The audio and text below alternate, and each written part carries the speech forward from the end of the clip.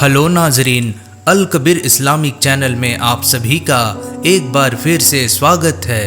नाजरीन, जब अल्लाह खुदा ने इस पूरी कायनात को रचा था तब खुदा ने ना कोई धर्म मजहब बनाए थे, ना कोई जाति पाति बनाई थी और ना ही किसी में ऊंच नीच का भेद बनाया था। मानव समाज आपस में भाईचारे तथा प्रेम भाव से रहे, इसलिए अल्लाह ने इंसान को अन्य प्राणियों के मुताबिक सबसे अधिक बुद्धि, ज्ञान तथा विवेक प्रदान किया। लेकिन ताज्जुब की बात तो यह है कि अन्य प्राणियों के मुताबिक आज मानव समाज ही सबसे अशांत और अस्थिर नजर आ रहा है। नाजरीन, 21वीं शताब्दी के उत्तरार्ध से अब तक पिछले कुछ वर्ष ऐसे बीते हैं जो शायद इतिहास के पन्ने में मानव अशांति, व्याकुलता और अस्थिरता के लिए अंकित किए जाएंगे। करीब 4 साल पहले शुरू हुई कोरोना महामारी ने विश्व भर में खूब उथल पुथल मचाई।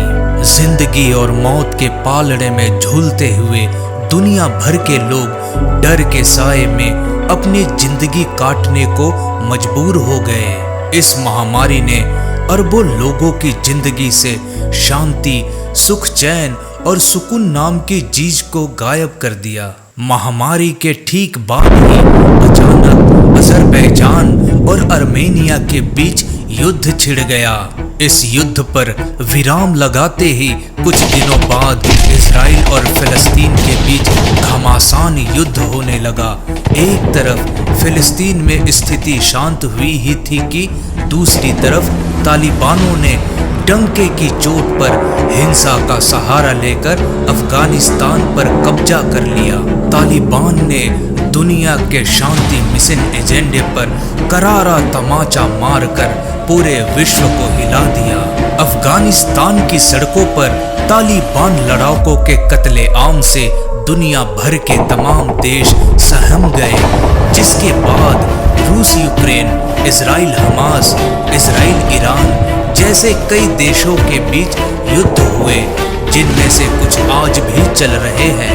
इन्हीं भाग दौड़, बेरोजगारी, गरीबी, कर्ज के तले दबती और हिंसक होती जिंदगी के बीच करोड़ों लोग शांति की तलाश कर रहे हैं। नाजरीन, इंसान सामाजिक और राजनीतिक सैन्य बल का उपयोग करके प्रभुत्व, क्षेत्रों और राष्ट्रवाद जैसी चीजें हासिल करने का प्रयत्न करता रहता है। कभी धर्म के नाम पर तो कभी सीमाओं के नाम पर इंसान ने हिंसा तथा नरसंहार का रास्ता अपनाया है। ये सभी कारण ऐतिहासिक रूप से युद्धों के लिए प्रमुख प्रेरक कारक रहे हैं। नाजरीन, आज का मानव एक मानव धर्म को भूल यहूदी, ईसाई, इस्लाम, हिंदू, जैन, बौद्ध, सिख आदि धर्मों में बंटता चला जा रहा है। आपस में लड़ झगड़ कर समाज में आपसी भाईचारे तथा प्रेम भाव का पतन कर रहे हैं, जबकि कायनात की शुरुआत में अल्लाह ताला ने अपनी शक्ति से सभी प्राणियों को एक समान बनाया। चींटी से लेकर हाथी तक सभी को उसी अल्लाह ने उत्पन्न किया है। वह अल्लाह ताला के लिए सभी धर्म व मजहब के प्राणी एक समान हैं। वे किसी में भी भेदभाव नहीं करते। इसी विषय में अल्लाह कबीर साहिब जी अपनी अमृत वाणियों में सभी धर्मों के लोगों को आपस में मिलजुल कर प्यार से रहने की सीख देते हुए कहते हैं, हिंदू कहे मोहि राम प्यारा, तुर्क कहे रहमाना, आपस में दो लड़ी लड़ी मुवे, मरम न को जाना। कोई कहे मारा राम बड़ा है, कोई कहे खुदाई रे, कोई कहे ईसा मसीह बड़ा है, ये बांटा रहे लगाई रे। हिंदू, मुस्लिम, सिख, ईसाई आपस में सब भाई भाई, आर्य, जैनी और विष्णोई एक प्रभु के बच्चे सोई। हिंदू कहूँ तो हूँ नहीं, मुसलमान भी नाही, गैबी दोनों बीच में खेलूं दोनों माही। इतिहास के पन्नों पर प्राचीन काल से ही युद्ध का एक विशेष आकर्षण रहा है। योद्धाओं, शूरवीरों, सिपाहियों और सेनाओं का एक लंबा इतिहास रहा है। मानव मात्र की यह इच्छा रहती है कि वह सर्वोच्च बने, जिसे तृष्णा कहते हैं। व्यक्ति के अंदर और अधिक प्राप्त करने की यह चाहत कभी खत्म नहीं होती। इसी इच्छा की पूर्ति के लिए व्यक्ति कुछ भी करने को तैयार रहता है। इच्छा पूर्ति की यह जिद अंत में किसी विवाद या युद्ध का जन्म ले लेती है। अपने इस स्वार्थ की पूर्ति के लिए वह व्यक्ति करोड़ों लोगों को आपस में लड़वाकर मौत के हवाले कर देता है। लेकिन क्या आपने कभी विचार किया है कि आखिर युद्ध करने की प्रेरणा उस व्यक्ति को कहां से प्राप्त होती है? आइए जानते हैं। नाजरीन, इस जहान का राजा ज्योति निरंजन काल है। इसे पाक बाइबल और कुरान शरीफ में शैतान की उपाधि दी गई है। इसी विषय में पाक कबीर सागर में बताया गया है कि ये सभी धर्म के श्रद्धालु जिसे अपना अल्लाह, खुदा, रब, गॉड मानते हैं, वह वास्तव में यह शैतान काल यानी ज्योति निरंजन है। इसने ही अल्लाह कबीर साहिब जी से उसकी आत्माओं को दूर रखने के लिए यह पूरा षड्यंत्र रच रखा है। इस शैतान रूपी काल को प्रतिदिन 1 लाख मानवों को खाने का रोग लगा हुआ है। अपनी भूख मिटाने व जीवों को यहाँ उलझाए रखने के लिए यह शैतान मानव के मन में लड़ाई झगड़े, मारपीट, खून खराबा और युद्ध आदि की प्रेरणा बनाता है, जिसके चलते इस काल लोक यानी इस पृथ्वी पर सदा अशांति बनी रहती है। नाजरीन, अल्लाह कबीर साहिब जी द्वारा बताए गए पूर्ण आध्यात्मिक ज्ञान के अनुसार जगत में 2 प्रकार की सूक्ष्म ऊर्जा यानी शक्तियां होती है, जिन्हें हम अपनी चर्म दृष्टि से नहीं देख सकते। नंबर 1 सकारात्मक ऊर्जा, नंबर 2 नकारात्मक ऊर्जा। सकारात्मक ऊर्जा रहमान का प्रतीक है, वहीं नकारात्मक ऊर्जा शैतान का प्रतीक है। जबकि नकारात्मक ऊर्जा भूत, भैरव, बैताल, प्रेत, 52 वीर आदि में पाई जाती है। सूक्ष्म जगत में सकारात्मक ऊर्जा और नकारात्मक ऊर्जा की निरंतर लड़ाई चलती रहती है। सकारात्मक ऊर्जा आसपास के लोगों को अच्छे कार्य कर, धर्म की स्थापना कर, शांति और न्याय का शासन करने की प्रेरणा करती है। वहीं नकारात्मक ऊर्जा आसपास के लोगों को चोरी जारी, ठगी और हिंसा आदि की प्रेरणा से मानवता का पतन कर राक्षस राज्य की स्थापना करने की प्रेरणा करती है। सकारात्मक और नकारात्मक शक्तियों के बीच यह युद्ध निरंतर चलता ही रहता है। यही कारण है कि किसी धर्म के स्थान पर आत्मा को अच्छे विचार व मन की शांति महसूस होती है और साथ ही सुविचारों भरी प्रेरणा महसूस होती है। वहीं कई ऐसे स्थान होते हैं जहां नकारात्मक शक्ति के अधिक प्रभाव होने की वजह से बलात्कार, मांसाहार और नशा आदि करने की प्रेरणा प्राणी में उत्पन्न होती है।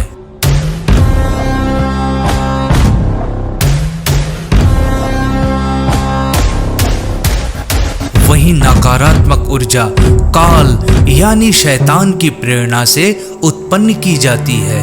चोरी जारी, बलात्कार, रिश्वत, हिंसा आदि कार्य काल करवाता है।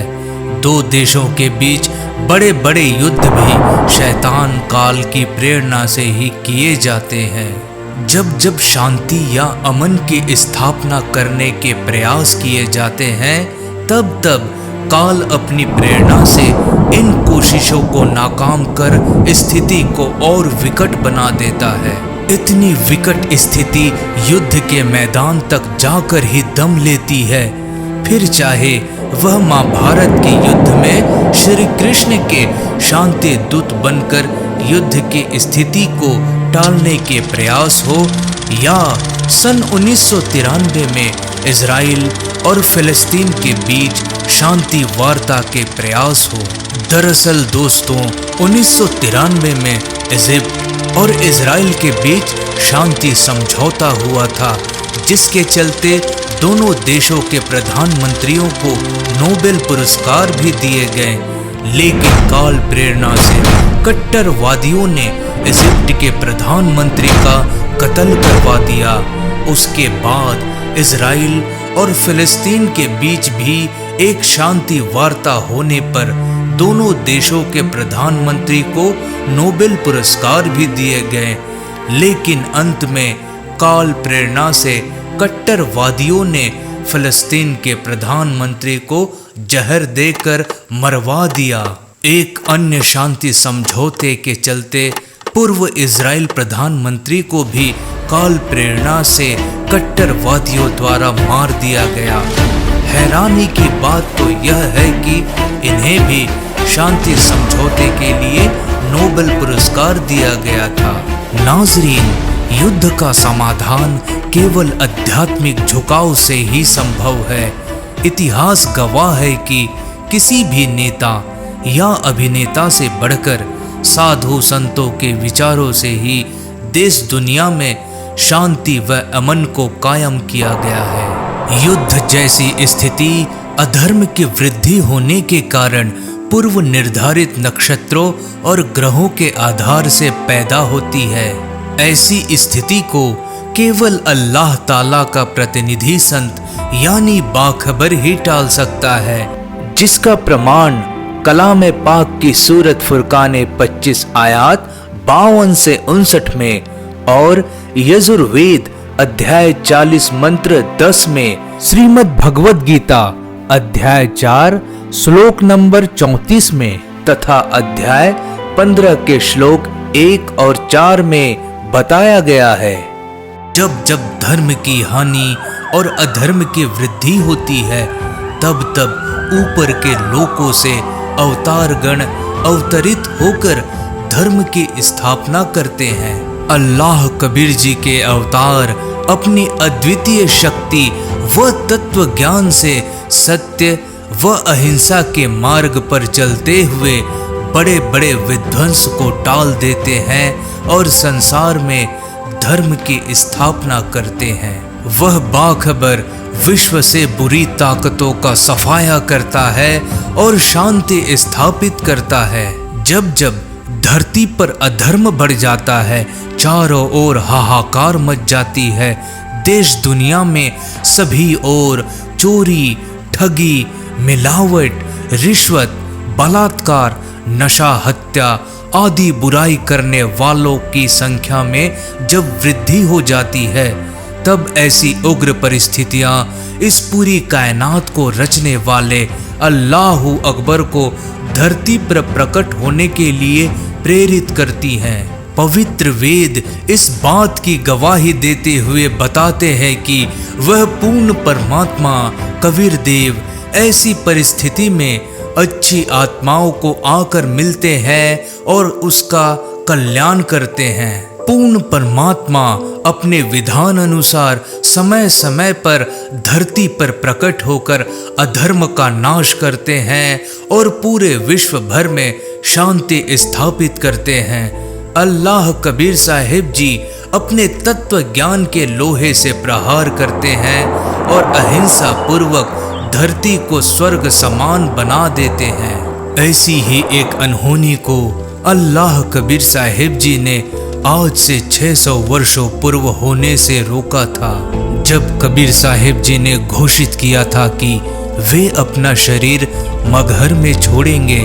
तब उनके लाखों हिंदू व मुसलमान अनुयायी उनके शव के लिए शस्त्र लेकर मगहर में हाजिर हो गए थे। उस समय के भविष्य वक्ता व ज्योतिषियों के मुताबिक वहां पर महाभारत से भी भयंकर युद्ध होना था, लेकिन समर्थ अल्लाह कबीर साहिब जी की असीम रजा से वह युद्ध भी टल गया, जिसमें न जाने कितने बच्चे अनाथ हो जाते और कितनी स्त्रियां विधवा हो जाती।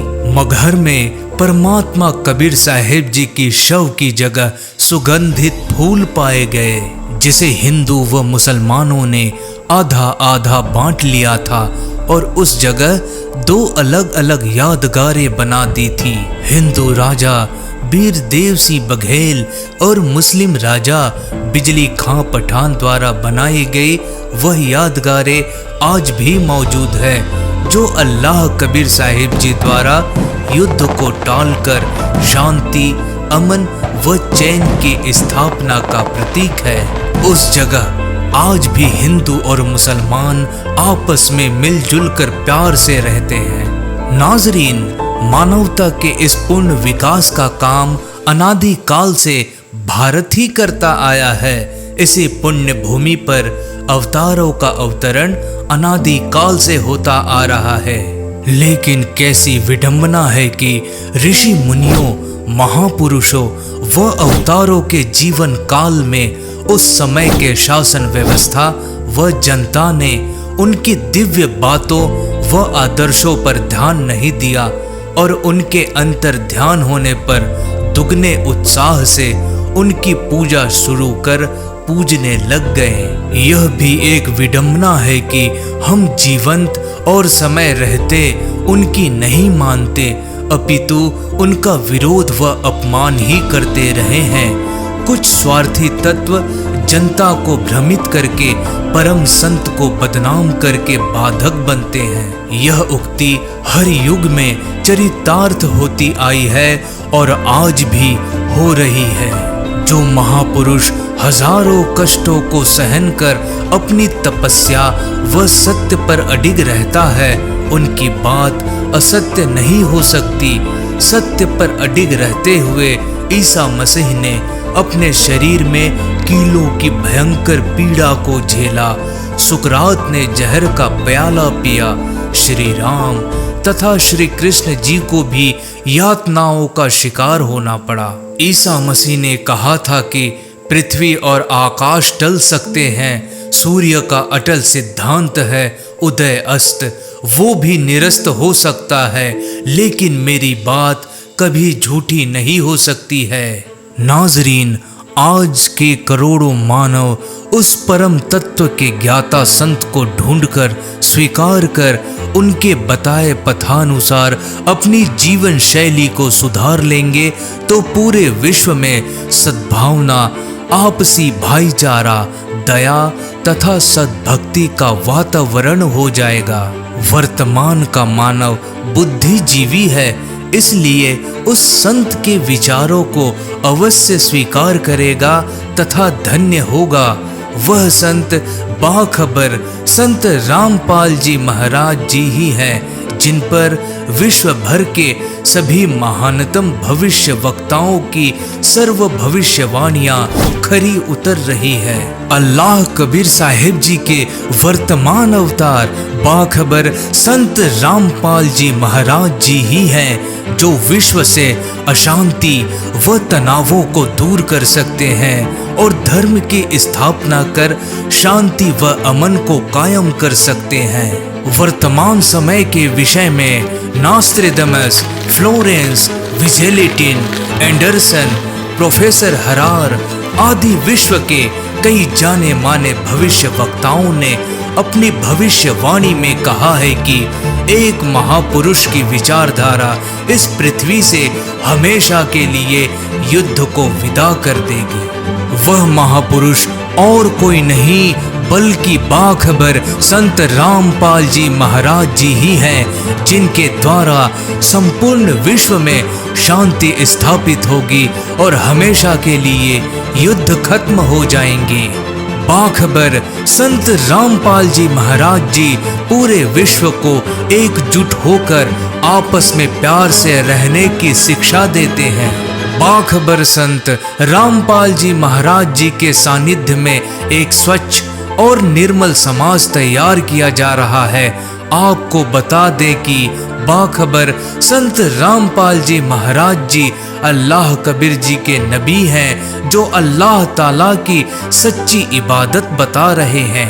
जिन्होंने अपने अद्वितीय तत्व ज्ञान से सभी धर्म मजहबों में फैली गलत भ्रांतियों को प्रमाण सहित दूर किया है तथा गलत सिद्धांतों को झूठा साबित किया है और एक अल्लाह कबीर साहिब जी की प्रमाणित इबादत को बताया है।